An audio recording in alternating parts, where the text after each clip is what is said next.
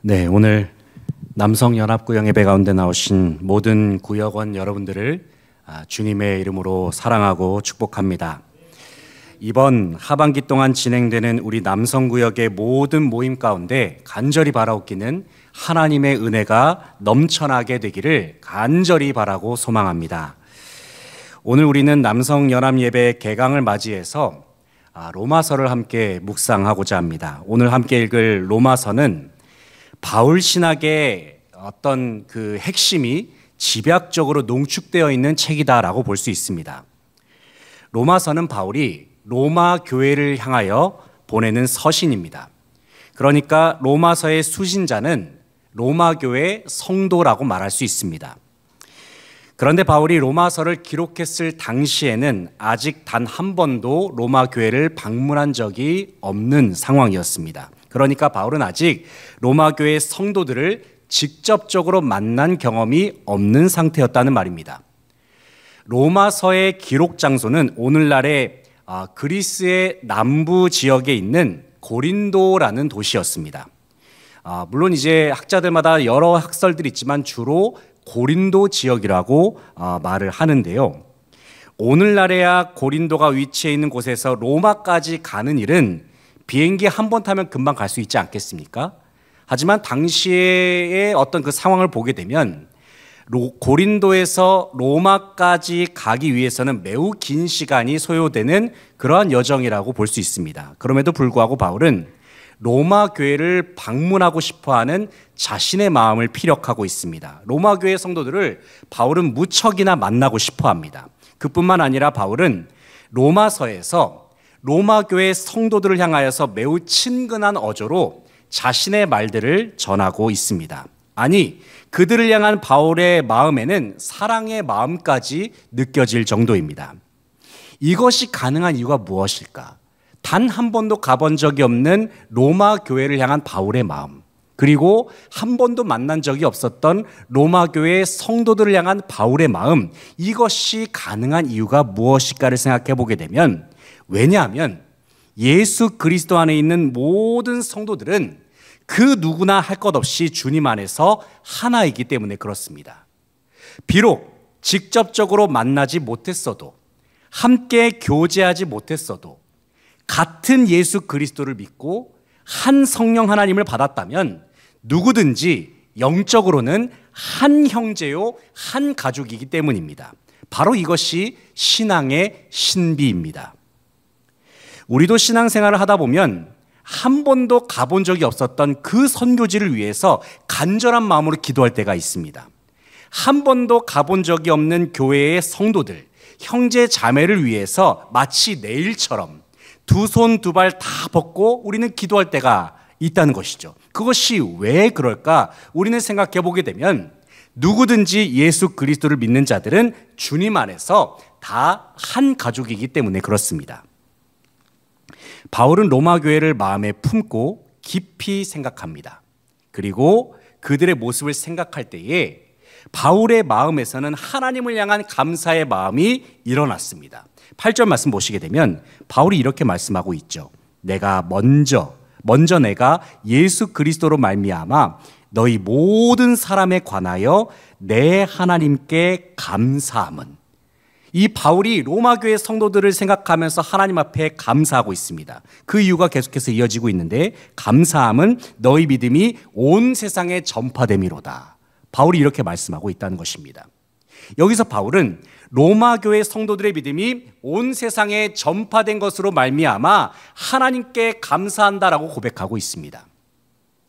여러분, 이 시간 그 당시에 로마 교회 성도들이 신앙생활을 했던 그 상황을 한번 생각해 봤으면 좋겠습니다.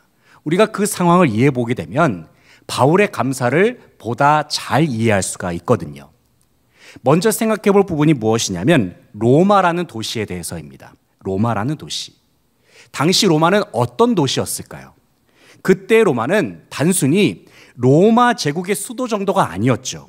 로마는 그야말로 온 세상의 중심지와도 같은 그러한 지역이었습니다. 모든 길은 다 로마로 통한다. 이런 말이 나왔을 정도로 로마는 모든 권력과 문화의 중심지와도 같은 지역이었습니다. 무엇보다도 로마라고 하는 도시는 황제의 숭배가 가장 강력하게 이루어졌던 도시였습니다. 그도 그럴 것이 로마는 신처럼 불리우는 황제가 직접적으로 거주하는 도시였죠. 그렇기 때문에 황제를 주님으로 인정하지 않고 예수 그리스도를 주님으로 인정하는 행위는 황제 앞에서 반역을 저지르는 행위와도 같았습니다.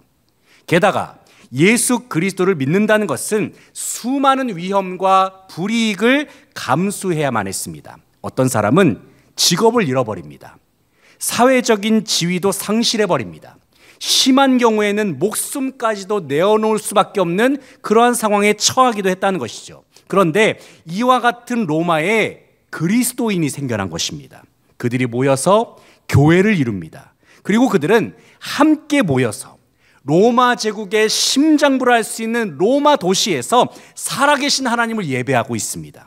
더 놀라운 것은 그들의 믿음에 대한 소문이 온 세상에 널리 퍼져나갔다는 것입니다. 로마 교회 성도들의 믿음은 아마도 수많은 그리스도인들에게 도전이 되는 사건이었고 위로가 되는 사건이었을 것입니다. 그들은 로마 교회를 바라보면서 아마도 이런 생각을 하지 않았을까요? 로마 교회도 저렇게 믿음을 지키는데 우리도 한번 신앙생활 잘 한번 해보자, 이런 생각을 갖지 않았겠습니까? 저는 간절히 바라옵기는 우리 남성구역 모임이 바로 이와 같은 모임이 되기를 간절히 바라고 소망합니다. 믿음의 소문이 온 교회 안에 퍼지는 남성구역, 저 남성구역은 저렇게 잘 모이고 저렇게 믿음을 잘 지키면서 하나님을 예배하고 있구나, 하나님 앞에서 모이기에 힘쓰고 있구나, 바로 이러한 믿음의 소문이 서로에게 퍼져나갈 수 있는 우리 남성구역이 될 수 있기를 간절히 바라고 소망합니다. 그래서 올 하반기에는 모임을 회복하는 남성구역, 예배를 회복하고 특별히 믿음이 더욱 성장하는 남성구역이 되기를 주님의 이름으로 간절히 바라고 소망합니다. 이어지는 11절 12절 말씀을 보시게 되면 바울은 자신이 로마 교회를 방문하고자 하는 그 목적을 밝히고 있습니다. 그 이유는 크게 두 가지입니다. 첫 번째 목적이 무엇이냐면 로마 교회 가운데 어떤 신령한 은사를 나누어 주기 위해서라고 말씀하고 있습니다. 본문 11절 말씀 보시게 되면 한번 11절 말씀을 같이 한번 읽어보도록 하겠습니다. 11절입니다. 내가 너희 보기를 간절히 원하는 것은 어떤 신령한 은사를 너희에게 나누어 주어 너희를 견고하게 하려 함이니. 아멘. 여기서 말하는 신령한 은사는 성령 하나님께서 교회의 유익을 위해서 주시는 모든 은혜를 가리키고 있습니다. 이 은사에는 복음의 말씀이 있을 수 있고 지혜와 지식, 사랑과 나눔, 격려와 나눔, 모든 성령 하나님께 속한 모든 은사들을 포함하는 것이죠. 특별히 바울은 자신이 가진 복음의 진리를 로마 교회 성도들에게 나누어 주고자 하는 어떤 지식의 은사, 지혜의 은사를 가지고 있었던 사람이었습니다. 아마도 오늘 본문 말씀에서의 신령한 은사는 복음을 전하는 것과 관련된 어떤 특별한 은사를 가리키는 것으로도 볼 수가 있겠습니다. 그들은 자신이 가진 은사를 통해서, 바울은 자신이 가진 은사를 통해서 로마 교회를 굳건하게 세우고자 하는 그 소망을 로마 교회 성도들에게 밝히고 있는 것이죠. 바울이 로마 교회를 방문하기 위한 두 번째 목적이 있습니다. 그것은 단순히 바울 자신이 자기가 가지고 있었던 신령한 은사를 나누어 주는 것을 넘어서서 바울 자신도 마찬가지로 로마 교회를 통해서 위로를 받기 위해서 로마 교회에 방문하고 싶다, 이 말씀을 하고 있습니다. 한번 12절 말씀을 한번 보실까요? 12절 말씀입니다. 한번 같이 한번 읽어보겠습니다. 12절입니다. 이는 곧 내가 너희 가운데서 너희와 나의 믿음으로 말미암아 피차 아니함을 얻으려 함이라. 아멘. 자, 이 말씀이 의미한 바가 무엇일까요? 바울이 단순히 일방적으로 자기가 가진 것을 나눠주기 위해서 로마 교회를 방문한 것이 아니라는 말입니다. 바울도 마찬가지로 로마 교회로부터 위로와 격려를 받기 위해서 그곳을 방문한다라고 밝히고 있습니다. 여러분, 바울을 한번 생각해 보시게 되면 바울이 얼마나 대단한 사람입니까? 바울처럼 위대한 사도가 성경을 통틀어서 얼마나 되겠습니까? 그러나 우리는 이 바울의 겸손한 고백을 통해서 깊이 생각하게 되는 사실이 한 가지가 있습니다. 그것은 그도 마찬가지로, 바울도 마찬가지로 연약한 인간임과 동시에 한 명의 성도였다는 사실입니다. 여러분, 바로 이것이 신앙생활인 것이죠. 신앙생활은 일방적으로 주는 것만 이루어질 수가 없다는 것입니다. 신앙생활은 서로 주고 받는 것입니다. 사랑을 주고받고, 기도를 주고받고, 힘과 격려를 주고받는 것이 바로 우리의 신앙생활인 것입니다. 그래서 신앙생활은 혼자 해서는 안 됩니다. 반드시 지체와 함께 해야 하고 반드시 공동체에 소속이 되어 있어야 한다는 말입니다. 왜냐하면 믿음은 혼자 지킬 수가 없기 때문이죠. 믿음은 다른 지체의 도움을 받아서 건강해질 수가 있고 다른 지체의 도움을 받아서 성장을 경험할 수가 있다는 것입니다. 마찬가지로 우리도 다른 지체 그 누군가를 도와서 그 사람을 세워주고 일으키는 것이 바로 신앙생활의 아주 중요한 원리인 것입니다. 간절히 바라옵기는 우리의 남성구역 모임 가운데 서로 간에 은혜와 사랑을 주고받는 일들이 더욱 풍성하게 일어나게 되기를 간절히 바라고 소망합니다. 사랑을 주고받고 기도를 주고받고 힘과 격려를 또 힘과 격려와 위로를 주고받는 남성구역이 되어서 한 마음 한 뜻으로 주님 앞에 다 함께 영광을 돌려드릴 수 있는 우리 사랑하는 남성구역 다 되시기를 간절히 바라고 소망합니다. 한 말씀을 더 드리면 오늘 본문의 마지막 부분을 보시게 되면 바울은 자신의 신앙의 핵심이자 로마서의 핵심이라 할 수 있는 위대한 신앙 고백을 전하고 있습니다. 한번 이 시간 로마서 1장 16절 17절 말씀을 다 함께 한 목소리로 읽어보도록 하겠습니다. 내가 복음을 부끄러워하지 아니하노니 이 복음은 모든 믿는 자에게 구원을 주시는 하나님의 능력이 됨이라. 먼저는 유대인에게요 그리고 헬라인에게로다. 복음에는 하나님의 의가 나타나서 믿음으로 믿음에 이르게 하나니 기록된 바 오직 의인은 믿음으로 말미암아 살리라 함과 같으니라. 아멘. 여러분, 바울은 복음을 부끄러워하지 않는다 말씀하고 있습니다. 그러나 당시 로마 제국에는 복음을 부끄러워해야만이 평온하게 살 수 있는 분위기였습니다. 왜냐하면 앞서 말씀을 드렸듯이 복음을 믿는 것은 곧 황제 숭배를 거부하는 일이었기 때문입니다. 그래서 복음을 믿는 일은 어려움을 자초하는 미련한 일과도 같았습니다. 복음 때문에 죄인 취급을 당하기도 합니다. 복음 때문에 생활에 불편함을 겪기도 했습니다. 하지만 그럼에도 불구하고 바울은 당당하게 고백하는 것이죠. 내가 복음을 부끄러워하지 아니하노니. 바울이 이렇게 고백할 수 있었던 그 이유가 무엇입니까? 왜냐하면 복음은 모든 믿는 자들에게 구원을 주시는 하나님의 능력이 되기 때문입니다. 로마의 황제는 구원을 주지 못합니다. 가장 강력한 세상 권력도 죽음만큼은 이길 수가 없다는 것입니다. 그러나 복음 그 자체가 되시는 예수 그리스도께서는 십자가와 부활의 능력으로 모든 죄와 사망 권세를 완전히 깨뜨리셨습니다. 그리고 우리로 하여금 영원한 생명, 천국 소망, 완전한 구원을 우리 모두에게 선물로 허락하여 주셨습니다. 놀라운 사실은 우리는 하나님께서 우리에게 주시는 구원의 선물을 누리기 위해서 그 어떤 노력을 기울일 필요가 전혀 없다는 것입니다. 왜냐하면 구원은 오직 믿음으로, 오직 은혜로만 주어지기 때문입니다. 바울은 누구보다 율법을 철저하게 지킨 사람이었죠. 그는 바리새인 중에 바리새인이었습니다. 율법에는 흠이 없는 자로 평가받았던 사람이었습니다. 그러나 바울은 다메섹 도상에서 예수 그리스도를 만난 이후에 이 사실을 깨닫게 된 것이죠. 아, 구원은 나의 의로움으로 되는 것이 아니구나. 구원은 전적으로 하나님의 의로 말미암아 나에게 주어지는구나. 나의 의가 아니라 하나님의 의로 말미암아 내게 구원이 주어지는구나. 복음을 깊이 깨달은 그 이후부터 바울은 아주 하나님께서 허락하시는 이 참된 자유함을 누릴 수 있게 된 것입니다.